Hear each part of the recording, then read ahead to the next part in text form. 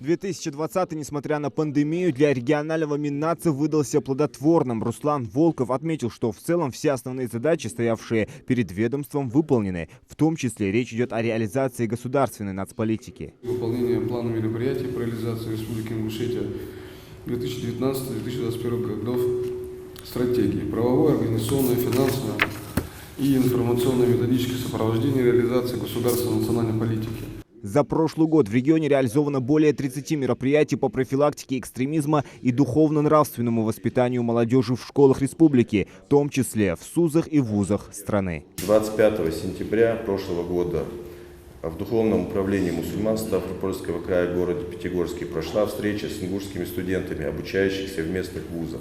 22 октября прошла встреча со студентами и выходцами из Республики Ингушетия, проживающими в Волгоградской области. А 29 октября проведена встреча со студентами, обучающимися в Болгарской исламской академии. Ингушетия – многонациональная республика. В регионе проживают представители 80 этносов, наиболее крупные из которых – турки-месхетинцы, кумыки и кистины. В целях гармонизации межэтнических и межконфессиональных отношений министерством организуются праздничные мероприятия, посвященные Дню народного единства. Акция «Большой этнографический диктант» – празднование дней культур национальностей, представители которых проживают в Ингушетии. Даже если это один человек, там, еврей или еще там вепс какой-то, представитель финно-угоров, допустим, нам не безразлично, как он живет, как он себя комфортно чувствует в нашем регионе. Да, наш регион небольшой, но тем не менее он измеряется не километрами, а народом и народами, населяющими его. В прошлом году Миннац Ингушетии выдал жилищные сертификаты 339 семьям вынужденных переселенцев из Чечни, Осетии и 11 семьям переселенцев из районов Крайнего Севера. По словам исполняющего обязанности министра, в этом году вопрос жилищного обустройства вынужденных переселенцев смогут закрыть полностью. Для этого в рамках реализации программы вынужденных переселенцев ведомство получило около 1 миллиарда 200 миллионов рублей. У нас при этом есть категория граждан, которые стоят на учете, 519 семей, но так больше 2000. Это те, которые получили либо суду, либо компенсацию и не смогли свои жилищные условия улучшить по объективным причинам, потому что суда была возвратна 60 тысяч, компенсация 120, они уже не могут претендовать на этот государственный жилищный сертификат. Вот, нам на этих стоящих на учете 519 семей деньги зарезервировали в самом Минстрое. Сейчас мы совместно с депутатом Госдумы от Республики Дагестан Байвашаром Сайтиевым, потому что у них такая же стоит проблема вынужденных переселенцев, с той стороны были там, война была и там. Вот. И законопроект сейчас направлен во все инстанции, в том числе Минстрой. С Минстроем мы эту позицию проработали.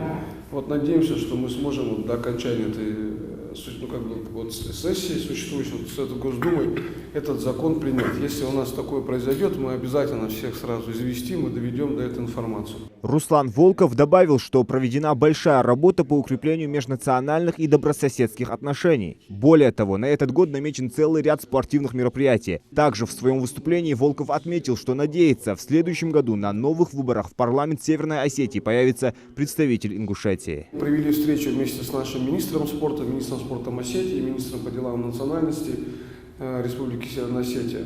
Наметили ряд спортивных мероприятий с участием наших олимпийцев и олимпийцев из Осетии, открытых уроков по боксу, по борьбе в пригородном районе, также потом с проведением это здесь, в Ингушетии.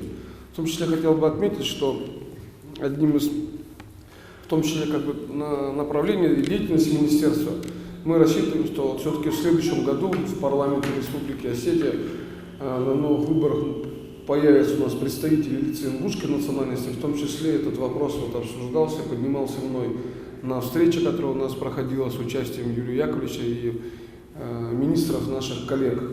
Вот. Это тоже хотелось довести эту информацию. Подведомственная региональному Миннацу национальная телерадиокомпания весь год держала в курсе самых последних событий телезрителей, освещая все важные темы и мероприятия, в том числе проблему наркомании, терроризма и национальные проекты. В коллегии приняли участие и печатные СМИ. Так, главный редактор газеты «Сердало» Хадижат Курскиева поделилась успехами издательства. Для оперативного освещения жизни республики за счет собственных средств запущено первое в республике на 2 языках – русский и ингушский самостоятельное интернет-издание «Сердало», освещающее в режиме онлайн все важнейшие политические и экономические события текущего года. На данный момент этот сайт заполняется, и в ближайшее время читатель его обязательно увидит уже в новом цвете. В коллегии принял участие первый вице-премьер правительства Ингушетии. Михаил Илезов положительно оценил работу ведомства. А вот советник главы региона Игорь Антонов рассказал о грядущем крупном юбилее – столетии государственности Ингушетии. У нас в 2024 году будет празднование столетия государственности Ингушетии. Президент поручил правительству Российской Федерации сформировать оргкомитет. Мне кажется, здесь одна из основных ролей республики это будет Миннацу принадлежать, потому что вопрос действительно носит большой критический, социальный характер. У нас там десятки народов не имеют своей государственности. В России у нас ситуация несколько иная. Сделано немало, предстоит еще больше. Перед Миннацем в этом году стоят много важных задач. От реализации стратегии государственной национальной политики до консолидации общества. Зелимхан Калоев, Магомед Даскиев, Новости 24.